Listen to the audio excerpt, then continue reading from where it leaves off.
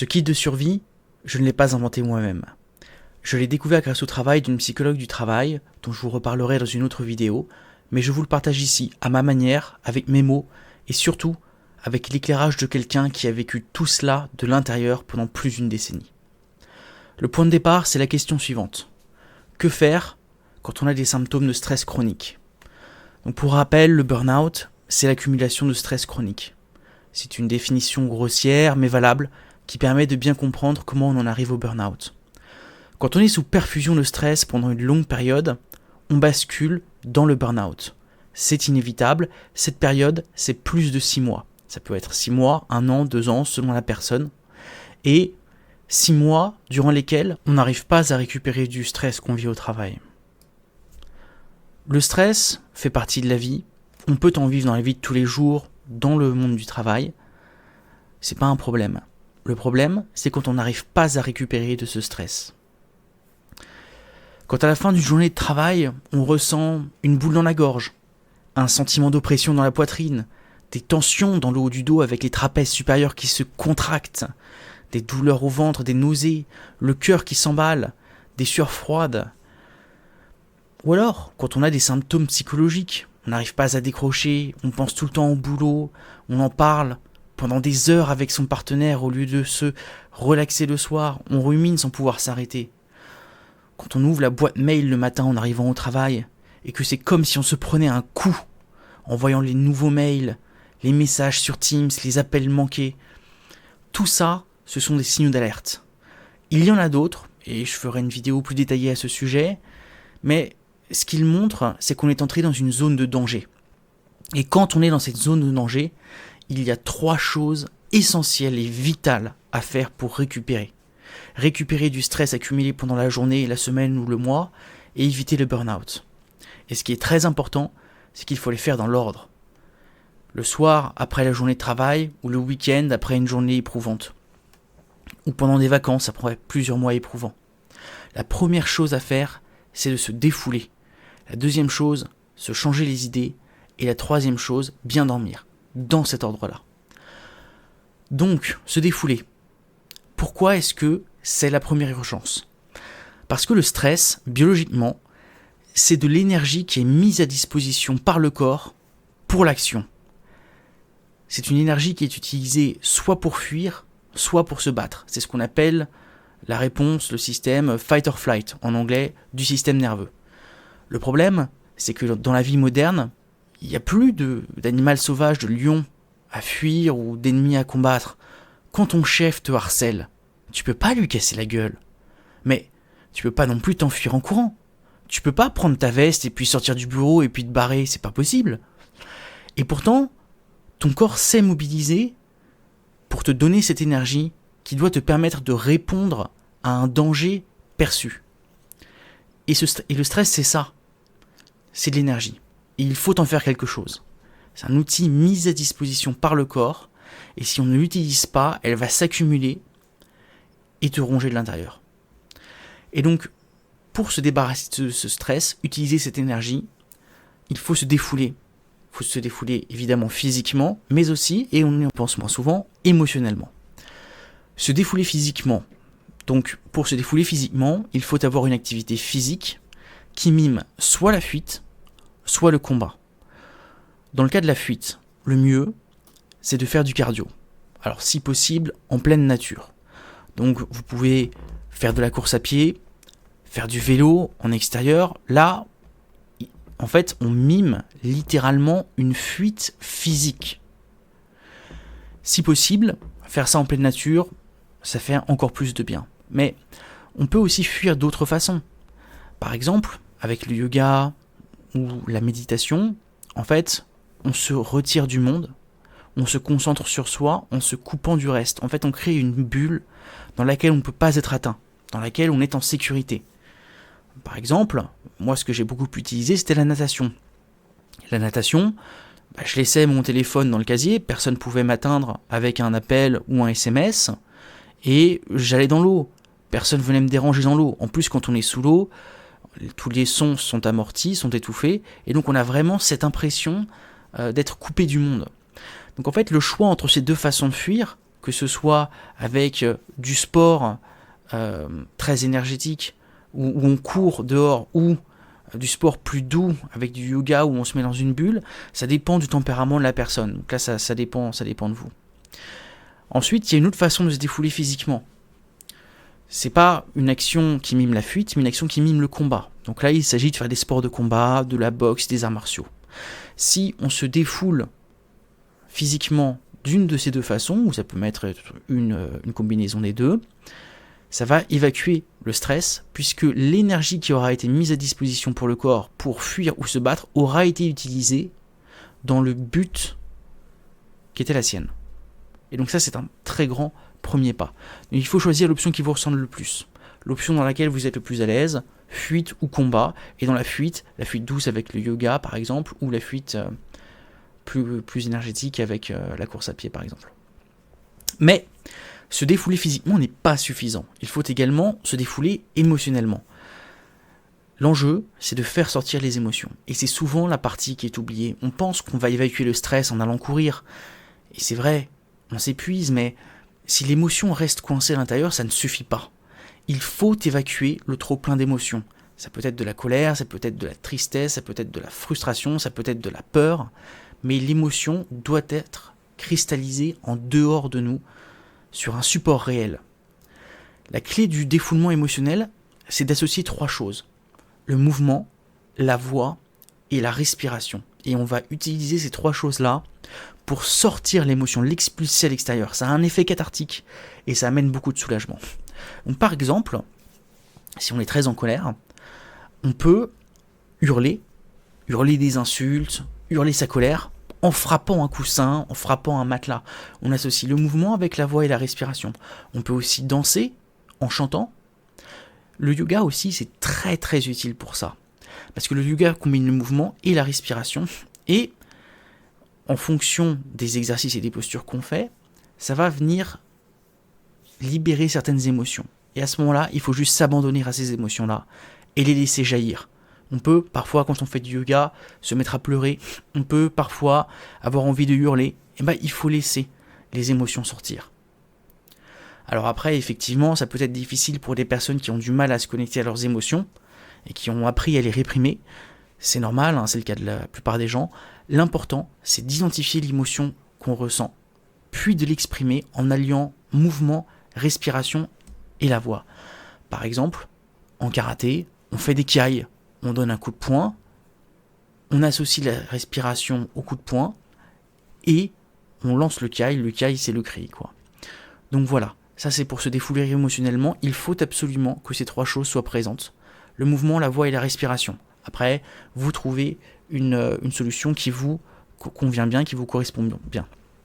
Alors, par contre, un petit mot, quand même, quant à l'usure physique. Le sport, surtout quand il est intense, use le corps. Par exemple, la course à pied, la musculation, le vélo, tout ça, ça va user le corps, ça va rajouter des tensions. Et un corps qui est usé, c'est un corps qui stresse encore plus puisque on rajoute un stress physique, un stress mécanique au stress qui est souvent émotionnel, qui est généré par le travail. Donc ce qu'il faut, c'est alterner des activités d'usure, comme par exemple course, vélo, musculation, et des activités de régénération, comme par exemple des étirements, du yoga ou des balades en pleine nature tout tranquillement. L'idée, c'est de se défouler, mais sans rajouter l'épuisement physique à l'épuisement global. Donc le mieux, c'est d'avoir un ratio de 1-1. C'est-à-dire pour 1 heure d'activité physique d'usure, vous avez 1 heure d'activité physique de régénération. Donc, une fois qu'on s'est défoulé, physiquement et ou émotionnellement, le deuxième point, c'est se changer les idées. Et ça, c'est hyper important. L'idée, c'est de revenir à soi, à ce qui fait qu'on est qui on est, et d'arrêter de penser au travail. Parce que si l'esprit reste branché sur le boulot, sur le collègue toxique qui te pourrit la vie, sur un mail injuste que tu as reçu, sur une réunion à venir qui te fait stresser à mort parce que tu n'as pas le soutien de ton boss, alors en fait, même ton temps perso, ton temps libre, devient contaminé par la source du stress. Donc se changer les idées, c'est pas juste faire autre chose, c'est occuper son horizon mental avec d'autres activités et d'autres expériences pour qu'il il y a autre chose sur cet horizon mental que ce qui te ronge. Donc voilà des exemples d'activités qu'on peut faire pour peupler son horizon mental et son esprit avec d'autres choses que le travail et les sources de stress. Parce qu'en fait, en fin de journée, le cerveau fait un tri avant de dormir. Il fait un inventaire de ce qui s'est passé pendant la journée. Et si la seule chose qu'on a vécue durant la journée, ce sont les causes de stress, on va ruminer ces causes de stress et on va même peut-être en rêver la nuit. Et là, c'est un cercle vicieux. Donc l'idée, c'est de se forcer à vivre des choses pour ne pas avoir que les sources de stress qui sont disponibles sur l'horizon mental à la fin de la journée. Donc par ordre d'efficacité, voici les activités des plus efficaces aux moins efficaces. Le plus efficace, c'est d'avoir des interactions sociales positives, voir des amis par exemple.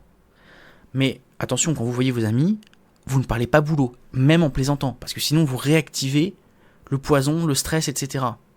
On peut aussi passer du temps avec un partenaire, avec ses enfants, son animal de compagnie. Le plus important, c'est d'avoir des activités sociales, des interactions sociales qui sont positives et intenses. Si on ne peut pas avoir ça, le deuxième meilleur truc, c'est d'avoir des hobbies sociaux. L'idée, c'est de faire une activité qui vous plaît et qui vous permet d'interagir avec des gens. Vous pouvez faire du jeu de rôle, vous pouvez faire du théâtre, vous pouvez faire des jeux de société. Comme ça va vous occuper. Si vous ne pouvez pas faire ça, le troisième outil le plus efficace, c'est de changer d'endroit physique. Vous allez vous promener dans un parc, vous allez au cinéma, vous allez au centre-ville, et ainsi vous allez voir, vous allez vivre des choses qui vont se rajouter sur votre horizon mental. Si vous n'avez pas le temps de faire ça, et que vous êtes bloqué chez vous, la dernière chose que vous pouvez faire, c'est vous changer les idées seul. Le but, en fait, c'est de s'adonner à une activité où votre esprit est tellement absorbé par ce qu'il fait qu'il ne peut plus penser à autre chose et donc aux sources de stress. Vous pouvez lire un roman, vous pouvez regarder une série, ça marche super bien. Vous pouvez jouer d'un instrument, faire quelque chose de manuel comme cuisiner, bricoler, jardiner. Vous pouvez aussi jouer aux jeux vidéo. S'ils vous absorbent, c'est parfait. Par contre, il faut bien les choisir et éviter qu'ils deviennent une source de frustration supplémentaire ou un échappatoire malsain. Alors, il y a aussi un piège à éviter, c'est de se dire « je vais écouter un podcast sur le burn-out ». Non. Là, tu remues le couteau dans la plaie. Ou alors, je regarde une vidéo YouTube sur la gestion des conflits en entreprise. Non, raté encore. En fait, se changer les idées, ça veut dire couper le lien émotionnel, mais également le lien mental avec le boulot. Et faire autre chose qui te forcera à penser à autre chose.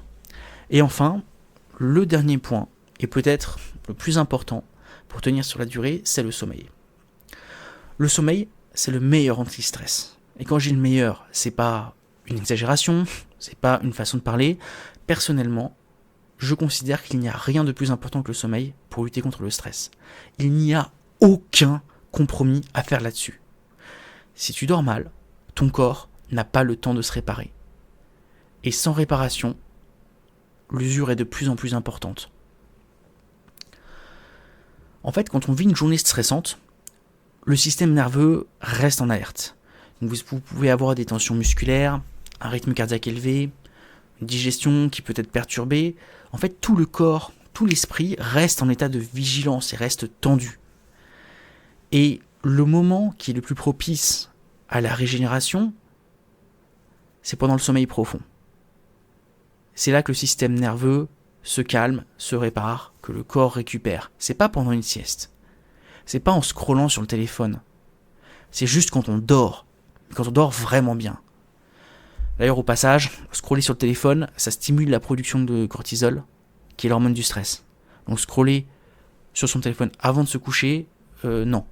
C'est fini ça. Donc l'objectif, en fait, c'est de passer en mode parasympathique. Donc chez l'homme, le système parasympathique est activé pour ralentir, pour digérer, régénérer, réparer. Et pour l'activer, on doit mettre en place les bonnes conditions. Donc concrètement, qu'est-ce qu'il faut faire pour bien dormir ? Le plus important, c'est d'avoir un rythme régulier. C'est-à-dire de se coucher et de se lever tous les jours aux mêmes heures. Y compris le week-end y compris pendant les vacances. Le week-end, le samedi, vous pouvez faire une grasse mat et vous lever 1 heure plus tard. Mais juste le samedi et juste 1 heure plus tard. Si vous sortez le vendredi soir ou si vous sortez le samedi soir et que vous vous couchez très tard, vous vous réveillez quand même à la même heure que d'habitude. Vous allez souffrir comme pas possible, mais c'est pas grave. Entre 14h et 16h, vous faites une sieste de 20 minutes, une demi-heure. Et même si la journée sera difficile, sur les jours suivants, ce sera beaucoup plus facile, vous vous sentirez beaucoup mieux. Un autre point très important, c'est dormir dans le noir complet. On ne doit pas voir sa main si on le tient à 10 cm de son visage. Bien aéré, évidemment, avant de se coucher pendant une demi-heure, et essayer d'avoir une température fraîche. Autant que possible, c'est pas toujours faisable, surtout l'été. Un autre truc important, c'est d'arrêter de manger et de boire le plus tôt possible. Donc 2 heures ou 3 heures avant de se coucher, il faut arrêter de manger et de boire. Et manger léger, parce que sinon le corps passera toute la nuit à digérer et on dormira mal. En plus de ça, un point très important, c'est d'avoir une routine avant le coucher. Alors idéalement, elle doit durer 1 heure, mais en vrai, vous faites ce que vous pouvez. Si votre routine, ça dure 5 minutes, très bien. Voilà ce qu'il faut pendant la routine. Déjà, il faut débrancher les écrans. Pas de téléphone, pas d'ordinateur. Parce que la lumière bleue gêne la production de mélatonine. Et en plus de ça, comme je le disais avant, le scrolling stimule la production de cortisol. Donc ça, c'est un combo qui te garde éveillé ou, même si tu arrives à dormir, qui diminue la qualité de ton sommeil. Donc le téléphone, quand tu commences ta routine, tu le prends, tu le mets en mode avion et tu le mets dans une autre pièce que ta chambre. Et tu utilises un réveil à la old school dans ta chambre. De façon générale, en fait, il faut éviter les stimulations, quoi. Ensuite, dans ta routine, une fois que tu as mis ton téléphone dans le salon, par exemple, tu baisses l'intensité de la lumière. Il faut tamiser les lumières. Si tu peux, t'installes des lampes à lumière rouge que tu utiliseras le soir. Et enfin, le dernier point de cette routine, c'est de faire quelque chose pour se détendre. Alors ça va varier en fonction des personnes, puisque chacun aura sa préférence. Moi, ce que j'ai trouvé qui fonctionnait bien, c'était le yoga, les étirements. Vous avez aussi la méditation transcendantale, qui est très efficace. Vous avez une vidéo sur YouTube, vous avez un tuto qui suffit, et vous avez même un petit guide que vous pouvez suivre. Ça marche très bien, à condition de le faire tous les jours. Vous pouvez aussi lire un livre ou aller marcher tranquillement dehors. Donc voilà, c'est une toute petite routine qui demande pas beaucoup d'efforts. Vous branchez votre téléphone dans le salon et vous arrêtez de le regarder, et vous arrêtez l'ordinateur et la télé. Vous baissez l'intensité des lumières et puis vous faites un truc pour vous détendre. Voilà. L'important de cette routine, c'est qu'elle soit toujours la même, qu'elle suive toujours les mêmes étapes. Ainsi, tous les soirs, l'esprit comprend qu'il est temps de se préparer à dormir. Ce sont des étapes qui vont venir mettre en jambe, qui vont venir préparer l'esprit à dormir. Donc ce qu'il faut, c'est commencer par une toute petite routine très simple. Arrêter les écrans, baisser l'intensité de la lumière, faire un truc pour se détendre. Ça peut être prendre une douche chaude aussi. C'est très bien une douche chaude avant de se coucher. Et ensuite, si vous voulez, au fur et à mesure du temps, vous pouvez complexifier la routine. Mais voilà, vous commencez avec une routine très simple, par contre vous la faites tous les soirs, avant de vous coucher. Il y a d'autres choses évidemment à savoir sur ce qu'il faut faire pour bien dormir, mais ça, j'en ferai une autre vidéo. Mais déjà, pour l'instant, c'est une bonne base avec laquelle commencer. Donc voilà. Là, tu vas me dire, de toute façon, j'ai pas le temps de faire tout ça. Quand je rentre du boulot, je vais pas aller faire 1 heure de sport, ensuite je vais pas aller voir mes amis pendant 2 heures, et ensuite je vais pas faire une routine le soir, etc. Ça va trop changer ma vie. Mais en fait, il s'agit pas de changer ce que tu fais, puisque de toute façon, lorsqu'on est stressé, on s'oriente naturellement vers des activités dont le but sera de se défouler ou de se changer les idées. Ce que je fais là dans cette vidéo, c'est expliquer dans quel ordre faire ces activités. D'abord se défouler, puis se changer les idées, puis bien dormir. Et je donne des idées d'activités qui sont efficaces. En plus de ça, je fais prendre conscience quand même de ce qui se passe réellement. Oui, moi je connais des gens, à la fin de la journée de travail, ils sont stressés, et donc du coup ils vont jouer aux jeux vidéo. Et ils passent la soirée sur les jeux vidéo, pourquoi pas? Mais pourquoi ils font ça? Ils font ça pour se changer les idées. Il y a des choses plus efficaces pour se changer les idées. Voilà, c'est pas une des choses que j'apporte dans la vidéo. Donc voilà, moi mon but, c'est de mettre à disposition des outils qui permettent d'éviter le burn-out et de ne pas perdre sa santé à travailler. Il y a encore plein d'autres choses à dire sur le sujet du stress et du burn-out, comme par exemple un guide complet sur les signaux d'alerte, les compléments alimentaires qui peuvent aider, un guide sur le sommeil, il y a plein d'autres sujets que je vais couvrir dans les autres vidéos, et d'ici là, prends soin de toi.